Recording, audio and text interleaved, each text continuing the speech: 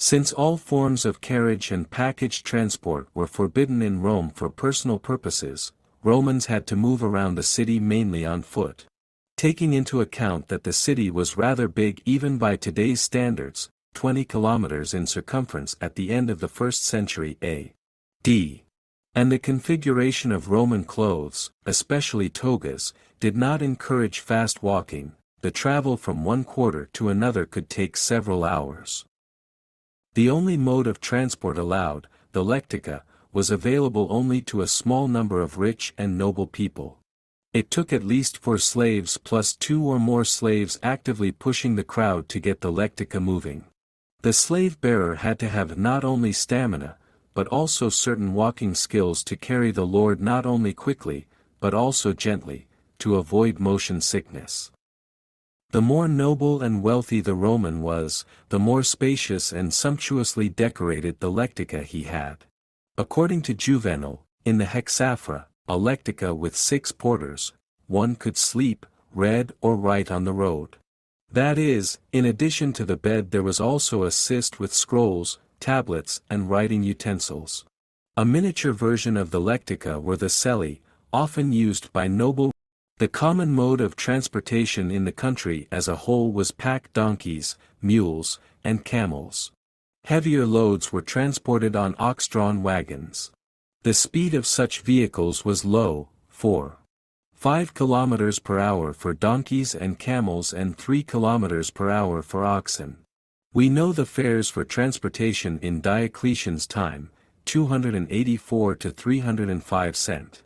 Donkey, 4 denarii per 100 kilometers, camel, 8, cart, 20.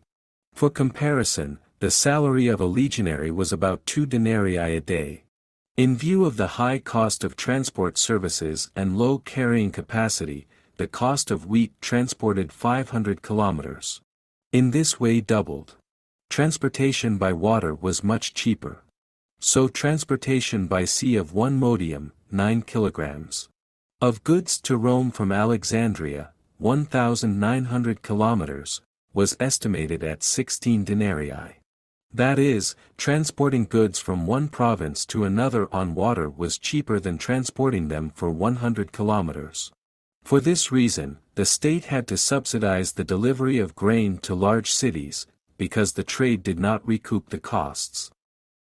Water transport also had significant disadvantages.